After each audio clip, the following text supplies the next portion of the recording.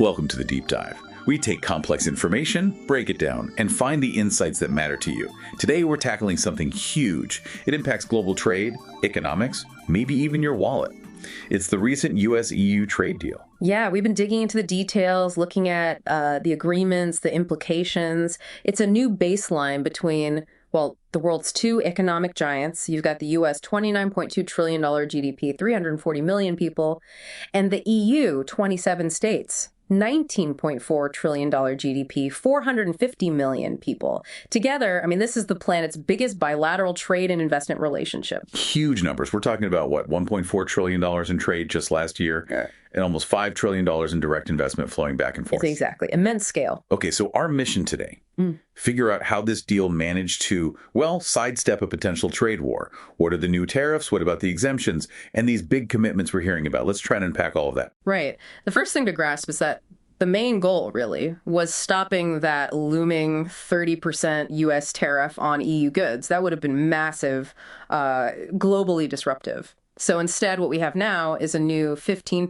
baseline tariff. It applies to most EU goods coming into the U.S. 15%. That's way up from the old average, wasn't it? Like 1%? A big jump. And it hits some major sectors. Think automobiles, many types of computer chips, pharmaceuticals too. Okay, so definitely not free trade, but better than 30%. Right. You mentioned exemptions, though, the 0 for 0 areas. What falls under that? Yes, that's crucial. Strategic sectors got carved out. So zero tariffs both ways for things like aircraft and their components. Also certain chemicals, semiconductor manufacturing equipment, that's key, and some specific agricultural products. Semiconductor equipment, okay. Not necessarily the finished chips themselves, then. Generally, no. Finished chips from the EU mostly fall under that 15% baseline. But the tools to make chips, those get the 0 for 0 treatment if they're going from the US to the EU. Also things like natural resources, critical raw materials, generic drugs, they often get the zero tariff pass too. It highlights this focus on, strategic supply chains. Right, strategic alignment.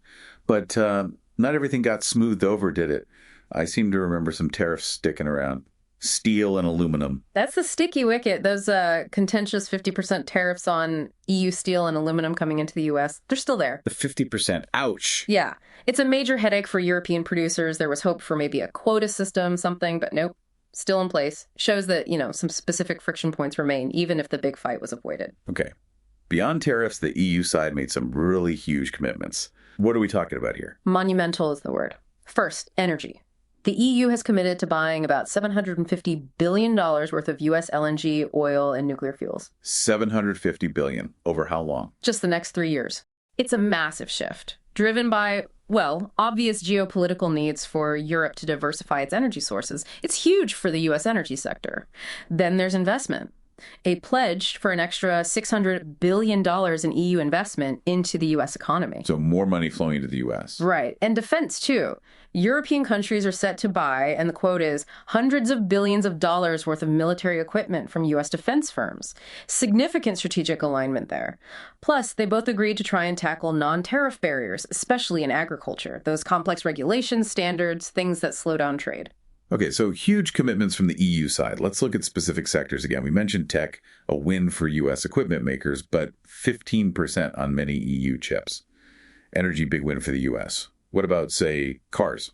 Automotive is interesting. EU-made cars coming into the U.S. now face that 15% tariff. Now, that sounds bad, but it's actually down from what they were facing before, which was closer to 27.5% when you added the extra tariffs on top of the old baseline. Ah, okay, so still a tariff, but less painful than it was. A reprieve, maybe. Exactly. A significant reprieve for European automakers might even change investment calculations. Services, well, they kind of benefit indirectly from just having more stability in these big investment flows. Any sectors left hanging where things are still up in the air? Definitely. Wine and spirits from the EU, that tariff status is still unresolved. A big deal for France, Italy, Spain.